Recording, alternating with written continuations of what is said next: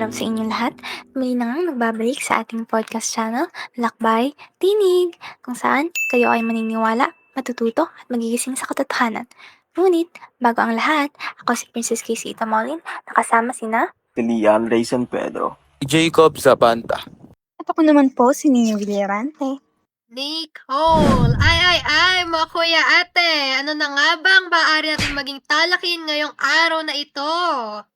Ano nga ba? Parang natitripan kong magsalaysay o magkwento ng mga nakaraan na konektado sa ating bansa at sa ating mga naging presidente. O sige, madali ako kausap. Ngayon, mga mamamayan ng episode na ito ay layuning balikan ang nakaraan ng ating mga kababayan noong panahon ng martial law sa Pilipinas. Kung ano ang kanilang naranasan, natutunan, at ang mga aral na naipasa sa susunod na henerasyon. Ayan, maganda yan. Ito'y maraming mga kabataan at Pilipino ang hindi mulat sa kalupitan at hindi ng ating former na presidente noon. Kaya ito ay magiging makasaysayang natalayakin at marami pa tayong matututunan.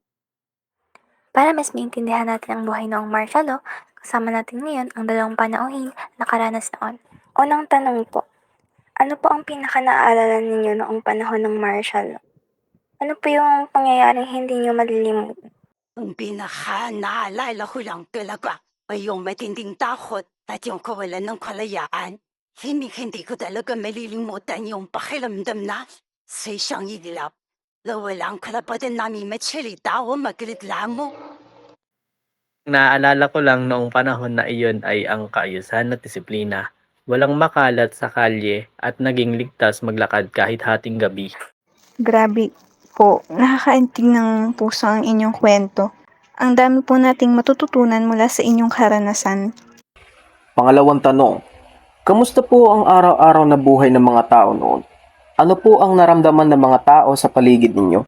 Noon, simple lang ang buhay ng mga tao araw-araw pero puno ng takot at pag-aalala kasi hindi mo alam kung may mangyayari sa iyong masama. Dahil lahat ng tao ay tahimik at madalas nag-iingat sa bawat galaw nila dahil ayaw nilang mapahamak. Totoo po, nakakabilib kung paano nagpatuloy ang mga tao sa kabila ng hirap at takot noon. At panghuli, ano po ang pinaka-importanteng aral na natutunan ninyo noon? Ano po ang gusto ninyong sabihin sa mga kabataan ngayon?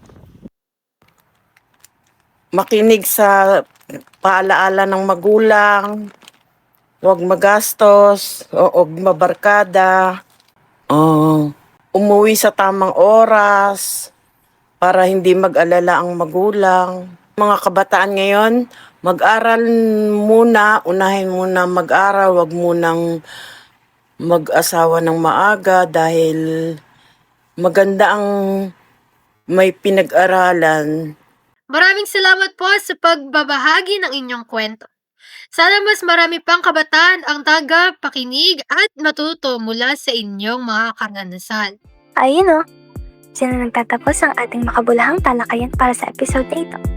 Totoo nga marami kang matututunan sapagkat marami rin ako na-realize at napagtanto na, oo nga no, talagang masyadong mahigpit at brutal ang nangyari noon. Siyang tunay, talagang ang napakahalaga ng pakikinig sa mga kwento sa nakaraan. Sa pamamagitan nito, mas nauunawaan natin kung gaano kahalaga ang ating mga karapatan at kalayaan ngayon. Naway magsilbi itong paalala sa ating lahat na ang kasaysayan at hindi lamang dapat binabasa ito ay pinapakinggan, binabalikan at pinag-aaralan para hindi na maulit ang mga pagkakamali ng ating mga nakaraan. Ang boses ng ating mga panauhin ay patunay na kahit lumipas na ang panahon, may mga sugat na nananatili, ngunit subalit may mga aral din na humuhubog sa ating pagkatao at sa ating bansa. Kung mayroon kayong sariling karanasan, kwento ng inyong pamilya o personal na pananaw tungkol sa paksang tulad na ito, inaanyayahan namin kayo na ipagpatuloy ang pag-uusap. Mahalaga ang inyong boses at mahalaga ang inyong paniniwala. Maraming salamat po sa pakikinig sa aming podcast na Lakbay Tinig.